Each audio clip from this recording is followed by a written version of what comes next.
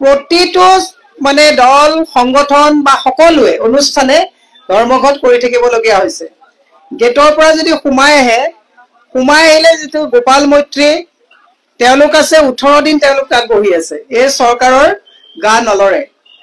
এটা এডভান্টেজ আসাম 2 পাতিছে এওঁলোকে। এডভান্টেজ আসাম 2 পাতি ধুনীয়া ঝুমুৰ নৃত্য কৰিছে, খুব ভাল লাগিছে, সেইটো আমি ভাল পাইছো। চাহ জনগোষ্ঠীৰ ঝুমুৰ নৃত্য বিনন্দী আজি ন্যায়ীভাৱে তেওঁলোকে পৰিৱেশন কৰিছে, আমি সুন্দৰভাৱে উপভোগ কৰিছো। তাত আমাৰ কৰিবলগীয়া বা বেয়া পাবলগীয়া কথা একো নাই। কিন্তু হিমন্ত বিশ্ব শৰ্মাই যদি এই ব্ৰিটিছে যেনেকে কানি খুৱাই গোটেই ভাৰতবৰ্ষক লুটিছিলে, আমাক যদি বিহু নাচ ঝুমুৰ এই এনেকুৱা ধৰণৰ কাৰবাৰবিলাক কৰি থাকি পেলাই এই যে হাল এৰি খিয়াল খেদাৰ কামবিলাক যে হিমন্ত বিশ্ব শৰ্মাই কৰিছে, ৰাইজে কথাবোৰ পাহৰি যাব নালাগে। মই APDSLৰ কথাটোলৈ আহিম। তাৰ আগত মানুহক হিমন্ত বিশ্ব শৰ্মাই যে কানি খুৱাই একেবাৰে যে মস্তিষ্কৰ উৰ্বৰতা নাইকিয়া কৰি ৰাখিছে, তাৰ দুটা উদাহৰণ দিয়াৰ পিছত মই APDSLলৈ আহিম কথাখিনি ক'বলৈ। এওঁলোকে নমামি ব্ৰহ্মপুত্ৰ পাতিছিলে, ব্ৰহ্মপুত্ৰ খনন কৰিম বুলি। নমামি ব্ৰহ্মপুত্ৰত শ কোটি টকা খৰচ কৰিছিলে। বিদেশৰ বৈদেশিক মন্ত্ৰীসকল আহিছিলে, নেপাল ভূটান সব প্ৰধানমন্ত্ৰীবিলাক আহিছিলে। নমামি ব্ৰহ্মপুত্ৰৰ নামত টকা খৰচ হ'ল, ধাৰ ললে, সুদ আমি ভৰিছো, বস্তুৰ দাম বৃদ্ধি হৈছে, আৰু অবুজ অসমীয়াই এওঁলোকক হাততালি মাৰি কিছুমানে আপোনালোকক স্বচ্ছলত বহাইছে। বৰাক ব্ৰহ্মপুত্ৰ মানে এওঁলোকে পাতিলে, বিহু বিনন্দীয়া কৰিছিলে, এওঁলোকে গিনিজ বুকত ৰেকৰ্ড কৰিব বিচাৰিছে। মই আপোনালোকক এটা কথা কৈছো, অসমীয়া মানুহৰ স্বাভিমান আছে, অসমীয়া মানুহৰ বুদ্ধিমত্তা আছে। অসমীয়া বহু শ্বহীদে দেশ স্বাধীন কৰাৰ ক্ষেত্ৰত নিজৰ শ্ৰম দান কৰিছে, আৰু আজি অসমীয়া মানুহক বুৰ্বক সজাইছে। বিহু বিশ্ব ৱৰ্ল্ড ৰেকৰ্ডত যোৱাত কোনোবাই বেয়া পাব বা আপত্তি কৰিবলগীয়া কথা আছে নেকি? নাই, আমি ভাল পাইছো। কিন্তু যিবিলাকক বিহু কুঁৱৰী বাছত লৈ আহিছিলে, ঢুলীয়াসকল বাছত লৈ আহিছিলে, বাছৰ মালিকে আজিও পইচা নাপালে, হোটেলৰ মানুহে আজিও পইচা নাপালে। এতিয়া মই আপোনালোকক আকৌ কথাটো মনত পেলাই দিওঁ। এতিয়া ঝুমুৰ নাচিছে। আপোনালোকক মই এটা কথা কওঁ, আপোনালোকক 500 কোটি টকা দিলে ভালকে আপোনালোকে এটা নৃত্য নাটিকা কৰিব পাৰিবনে নোৱাৰিব? পাৰিব। হিমন্ত বিশ্ব শৰ্মা ভেলকি মাৰিব আহিছা। আমি ঝুমুৰক কিন্তু বিতৰ্কলৈ অনা নাই। ঝুমুৰটো খুব ধুনীয়াকে কৰিছে, চাই পেলাই আমিও টিভিত চাইছো, মোবাইলত চাইছো, বৰ ভাল লাগিছে। 1000 কোটি টকা ধাৰ লৈ ফেব্ৰুৱাৰী মাহটোত 3,556,000 কোটি টকা ধাৰ লৈছে। 3,556 কোটি টকা ধাৰ লোৱা মুখ্যমন্ত্ৰীয়ে ইয়াত নচুৱাইছে চাহ জনগোষ্ঠী বেলেগ প্ৰদেশত কি ST ষ্টেটাছ পাইছে, অসমত কিন্তু পোৱা নাই। চাহ জনগোষ্ঠীৰ লোকসকলে 351 টকা দৈনিক মজুৰি বিচাৰি হাহাকাৰ কৰি আছে, সেইটো কিন্তু পোৱা নাই। ATC বাগানত 205 টকা দেই, চবতে 200 টকা নহয়। ATCৰ আণ্ডাৰত থকা বাগানবিলাকত 205 টকাহে পায়। মুখ্যমন্ত্ৰীয়ে কিন্তু সেইটো দিবলৈ তেওঁ সক্ষম হোৱা নাই। 25,000কে দিব দিয়ক। ল'ৰা ছোৱালীয়ে কষ্ট কৰিছে, 2-3 মাহ নাচিছে, 25,000 আমাৰ ল'ৰা ছোৱালীয়ে পাব, তাত আমাৰ আপত্তি নাই।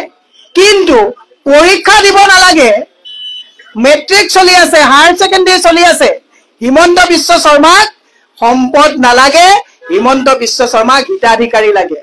কথাবিলাক পাহৰি নাযাব। মই সেই আপোনালোকক আজি ক'ব বিচাৰিছো। এতিয়া মই আহিলো APDSLৰ আচল ফান্দাটো কওঁ। আপোনালোকক যেতিয়া আউটসোৰ্স কৰিলে তাৰ অৰ্থটো কি জানেনে? পাব্লিক মানিৰে ইলেক্ট্ৰিফিকেশনৰ কানেকশ্যন বিলাক লৈছে ৰাজহুৱা পইচাৰে। কালেকশ্যন এতিয়া কোনে কৰি আছে জানে? স্মাৰ্ট মিটাৰৰ যোগেদি আদানীয়ে কালেকশ্যন চলাই আছে। অসমীয়া লোকসকলক যিসকল ইয়াত মিটাৰ ৰিডাৰ হিচাপে কাম কৰি আছে, টেকনিচিয়ান হিচাপে কাম কৰি আছে, আপোনালোক আউটসোৰ্স কৰিছে। আদানীয়ে এদেও দুদেওকে গুজৰাটী UP বিহাৰৰ পৰা মানুহ আনি অসমীয়া এইসকলক আউটসোৰ্স কৰাবিলাকক কাম শেষ হলে আঁতৰাই দিব। পাহৰি নাযাব কথাটো। আজি তাৰিখত দুৰ্ভাগ্যজনক কথা, ৰেথল মাইনিঙত যেতিয়া শ্ৰমিক মৰে তেতিয়া শ্ৰমিকৰ ন্যায়ৰ কাৰণে আমি বিৰোধীয়ে মাত মাতো, চৰকাৰে প্ৰটেকশ্যন দি ক'লা পাছ দিয়ে। আজি যেতিয়া সকল ৱৰ্কাৰৰ যেতিয়া মানুহৰ মৃত্যু হয় তেতিয়া তেওঁলোকে APDS মানে ইলেক্ট্ৰিচিটি লাইন দিয়াৰ ক্ষেত্ৰত, মেৰামতিৰ ক্ষেত্ৰত, লাইন কটাৰ ক্ষেত্ৰত, বিল কালেকশ্যনৰ ক্ষেত্ৰত, মিটাৰ ৰিডিঙৰ ক্ষেত্ৰত APDCLক যিখিনি তেওঁলোকে অৰিহণা আগবঢ়াই আছে APDCL এই কথাবিলাক পাহৰি গৈছে মই হিমন্ত বিশ্ব শৰ্মাক কৈছো আপুনি হাল এৰি খিয়াল খেদিছে আপুনি কৈছে প্ৰতিবাদ নাই মই সদায় কৈ আছো প্ৰতিবাদ আৰু আপুনি কৈ আছে যে প্ৰতিবাদ নাই আপোনালোকে যেতিয়া ইলেকশ্যনৰ সময় আহে হিন্দু মুছলমানৰ কথা কয় ন্যায়ৰ কথা কয় সচ্ছললৈ আহকচোন সব খিলঞ্জীয়াসকলে সচ্ছলত প্ৰতিবাদ কৰিবলগীয়া অৱস্থা হৈছে এই সকল মানুহৰ ভৱিষ্যত কি হ'ব এই সকল মানুহৰ ল'ৰা ছোৱালীৰ শিক্ষা কি হ'ব এই সকল ল'ৰা ছোৱালীৰ স্বাস্থ্য অৱস্থা কি হ'ব ভৱিষ্যত কি হ'ব এই কথাবোৰ ভাবিবলৈ সময় আছেনে আজি স্মাৰ্ট মিটাৰৰ ক্ষেত্ৰত আজি স্মাৰ্ট মিটাৰ যেতিয়া 34 লাখ মানুহৰ ঘৰত স্মাৰ্ট মিটাৰ জোৰ জবৰদস্তি কৰি স্মাৰ্ট মিটাৰ ইনষ্টল কৰিলে এতিয়া স্মাৰ্ট মিটাৰ হৈ যোৱাৰ লগে লগে আধা আপোনালোকৰ কাম নাইকিয়া হৈ গ'ল কাৰণ এইটো ৰেগুলেটিংটো ক'ৰ পৰা হয় এটা অফিচৰ পৰা ৰেগুলেট হয় এইটো ডিজিটেলি ৰেগুলেট হয় আৰু দুদিন মানৰ পিছত মিটাৰ ৰিডাৰৰ কোনো কাম নাথাকিব কথাটো বুজিছেনে নাই ভাবি লওক মই অসমৰ প্ৰতিজন মানুহক এটা কথা অনুৰোধ জনাইছো যে হিমন্ত বিশ্ব শৰ্মাৰ চৰকাৰৰ আৰু ম্যাদ আছে এবছৰ কিন্তু হিমন্ত বিশ্ব শৰ্মাৰ চৰকাৰী আমাৰ ৰাজহুৱা যিবিলাক বন্ধ আছে 20 বছৰলৈকে মৰ্টগেজ দিছে আপোনালোকে কথাটো ভাবি লওক এক বছৰৰ যাৰ ম্যাদ আছে চৰকাৰখনে 20 বছৰলৈকে আমাৰ বন্ধবিলাক বন্ধকত দিছে তাৰ মানে 20 বছৰলৈ হিমন্ত বিশ্ব শৰ্মাৰ অৰ্থনৈতিক ভুল নীতিৰ বুজা আমি বহন কৰিব লাগিব এই কথাটো পাহৰি নাযাব মই হিমন্ত বিশ্ব শৰ্মাক আজি ৰাতিপুৱা টুইট কৰি সুধিছো যে আপোনাৰ চৰকাৰৰ ম্যাদ এক বছৰ থাকোতে কাক খুদি 20 বছৰৰ কাৰণে লোন লৈছে অসমৰ ৰাইজে জানিব বিচাৰিছে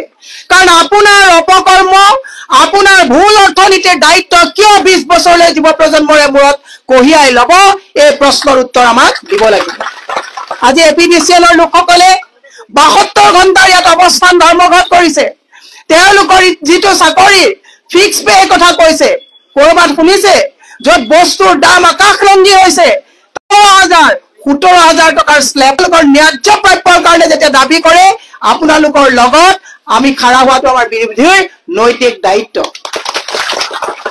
মই খালি আপোনালোকক এটা কথা কৈছো হিমন্ত বিশ্ব শৰ্মাৰ চৰকাৰৰ দিনত অন্নখনত নবহিব সৌফালে আপোনালোকে দেখিছে মই যেতিয়া আহি আছো শাৰীৰিকভাৱে অক্ষম তেওঁলোকে তাত বহি ধৰ্মঘট কৰি আছে অন্নখন কৰিছে লাজ নাইকা নিলজ্জ চৰকাৰ মই সেই হিমন্ত বিশ্ব শৰ্মাক ৰাইজ ৰাজনৈতিকভাৱে সচেতন নহ'ব হিমন্ত বিশ্ব শৰ্মাই যি কৰি আছে কোনো জনগোষ্ঠীৰ কাৰণে কৰা নাই কোনো জাতিৰ কাৰণে কৰা নাই কোনো যুৱ ভৱিষ্যতৰ কাৰণে কৰা নাই হিমন্ত বিশ্ব শৰ্মাই আমাক ধাৰত পুতি মৌজ বস্তি কৰিছে লাইফটো এনজয় কৰিছে নিলজ্জ হিমন্ত বিশ্ব শৰ্মাক মই আজি ক'ব বিচাৰিছো এডভান্টেজ আছাম পাতিছে আহক সচ্ছলক ঢাকি দিছে ৰাস্তা কালি মই দেখিছো সেইফালে গুজৰাটৰ মডেলটো লৈ আহিছে আপুনি যদি যায় লখৰা ৰুটটো কাপোৰ দি ঢাকি দিছে মই হিমন্ত বিশ্ব শৰ্মাক এটা কথা ক'ব বিচাৰিছো কাপোৰ দি গুজৰাটটো ঢাকিছিলে কিন্তু আজি তাৰিখত মই আপোনাক কৈছো অসমৰ জনতাই দিউ চাই নিউ চাই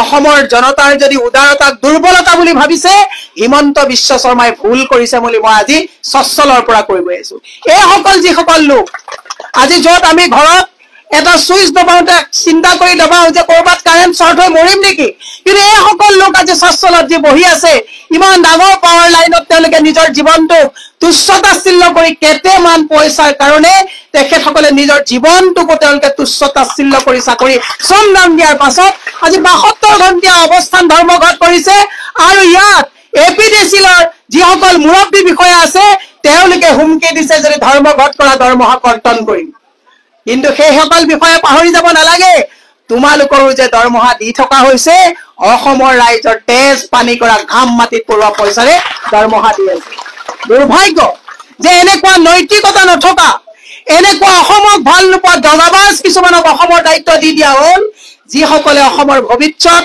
অসমৰ মানুহসকলৰ ভূত ভৱিষ্যত ল'ৰা ছোৱালীৰ জীৱনটো কি হ'ব অকণো চিন্তা কৰা নাই তোমালোকে নাচি পেলাই আনন্দ ল'ব বিচাৰিছা বিশ্ব ৰেকৰ্ড কৰিব বিচাৰিছা হিমন্ত বিশ্ব শৰ্মাই অতি কম দিনত বিশ্ব ৰেকৰ্ড কৰিব যে ভাৰতবৰ্ষৰ যিমান ৰাজ্য আছে তাতকৈ সবতছে বেছি যদি ধাৰ লৈছে হিমন্ত বিশ্ব শৰ্মাই লৈছে সবতছে যদি বেছি সচ্ছলত প্ৰতিবাদ হৈছে অসমৰ কৰ্মচাৰী প্ৰতিবাদ হৈছে কেৱল যে APDCL প্ৰতিবাদ কৰিছে এনেকুৱা নহয় শিক্ষকসকলে প্ৰতিবাদ কৰিছে, গোপাল মিত্ৰসকলে কৰিছে, মুখবলীসকলে কৰিছে, আজি ফিজিকেলি হেণ্ডিকেপ যিসকল আছে তেওঁলোকে কৰিছে, পলিটেকনিকৰ টেকনিচিয়ানসকলে কৰিছে, ব্যৱসায়ীসকলে পইচা নাপাই কৰিছে, আৰু তুমি এডভান্টেজ আসাম লৈ নিজক প্ৰতিষ্ঠা কৰিবৰ কাৰণে অসমখন বন্ধ কৰি দিছে। মই শেষত দীঘলীয়া নকৰি আপোনালোকৰ যিখন মেমৰেণ্ডাম এইখন মই লৈছো, আমাৰ বিৰোধী দলৰ দলপতি ডাঙৰীয়া যিহেতু দিল্লীত আছে, তেখেতক বিধানসভাত এই গোটেই কথাখিনি উত্থাপন কৰিবৰ কাৰণে মই আজিয়ে গৈ তেখেতৰ অফিচত এই গোটেই মেমৰেণ্ডাম দিম। কিন্তু শেষত মই আকৌ এটা কথা কৈছো, হিমন্ত বিশ্ব চৰকাৰ বাহিৰে ৰং চং ভিতৰি কোৱা বাতৰি ধাৰত পুত খাইছে। হিমন্ত বিশ্ব শৰ্মা ধাৰত পুত খাইছে। হিমন্ত বিশ্ব শৰ্মাৰ শেষটো মই আজি সচলত কৈ গৈছো, হিটলাৰে যেনেকে গোটেই জাৰ্মান দখল কৰি পৃথিৱীৰ নেতা হ'ব বিচাৰিছিলে, হিটলাৰৰ পৰিণতি দুখীয়া জনসাধাৰণক ভৰিত যিদিনাখনৰ পেলোৱা আৰম্ভ কৰিছিলে, হিটলাৰে আত্মহত্যা কৰিবলৈ বাধ্য হৈ গ'ল। এটা কথা মনত ৰাখিব, দুৰ্যোধন বহুত প্ৰতাপী নেতা আছিলে, কিন্তু দ্ৰৌপদীক যেতিয়া বস্ত্ৰহৰণ কৰিছিলে, দুৰ্যোধনৰ যে সেই দুৰ্দশা হ'ব ভবা নাছিলে। এইসকল আপোনালোকক যিটো আপোনালোকক প্ৰাপ্যৰ পৰা আপোনালোকক বঞ্চিত কৰিছে, দ্ৰৌপদীৰ বস্ত্ৰহৰণ বুলি ধৰি লওক, কাৰণ প্ৰত্যেকৰ ঘৰত হতাশা আছে। ৰাৱণ বহুত শক্তিশালী নেতা আছিলে, কিন্তু ৰাৱণে যেতিয়া সীতাৰ সতীত্বত হাত দিবৰ কাৰণে জিত পুৰাব গৈছিলে, লংকা জ্বলাই হনুমানে চাৰখাৰ কৰিছিলে। হিমন্ত বিশ্ব শৰ্মাক কৈছে, এডভান্টেজ আসাম যিমানেই নাপাতা কিয়, যোৱাবাৰৰ টুইণ্টাৰৰ মিছা প্ৰতিশ্ৰুতি আমি পাহৰা নাই। হিমন্ত বিশ্ব শৰ্মা যোৱাবাৰৰ যে টুইণ্টাৰ বনোৱাৰ কথা আছিলে, যোৱাবাৰৰ যে মেট্ৰ' ট্ৰেইন ইয়াত অনাৰ কথা আছিলে, যোৱাবাৰৰ যে 540খন আদৰ্শ গাঁৱত তোমালোকে বিনিয়োগ অনাৰ কথা আছিলে, আমি পাহৰা নাই। আৰু এইবাৰৰ যদি পাই হিচাপ চাবিছত ৰাইজে ল'ব যে এইসকলে নিজৰ 12,000, 15,000, 17,000 টকাৰ প্ৰাপ্যৰ কাৰণে প্ৰতিবাদত বহিছে, আৰু তুমি এডভান্টেজ আসাম 2ৰ নামত শ কোটি টকা এওঁলোকৰে মূৰৰ ওপৰত ঋণৰ বোজা লৈ তুমি যিটো উদ্ভণ্ডালি কৰিছা, ইয়াৰ পৰিসমাপ্তি ঘটিব।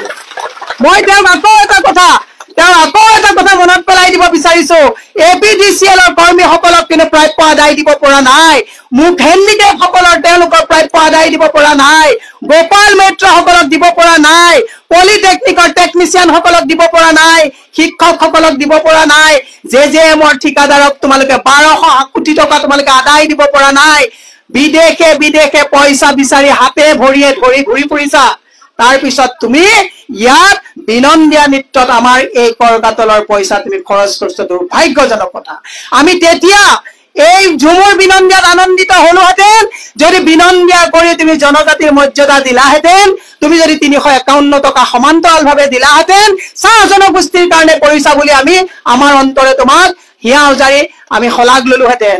কিন্তু এতিয়া এডভান্টেজ আসামৰ নামত কেৱল আৰু কেৱল তুমি নৰেন্দ্ৰ মোদীক মানে ভালৰি বোলাবৰ কাৰণে যিবিলাক কৰিছা, ই বিনাশকালে বিপৰীত বুদ্ধি।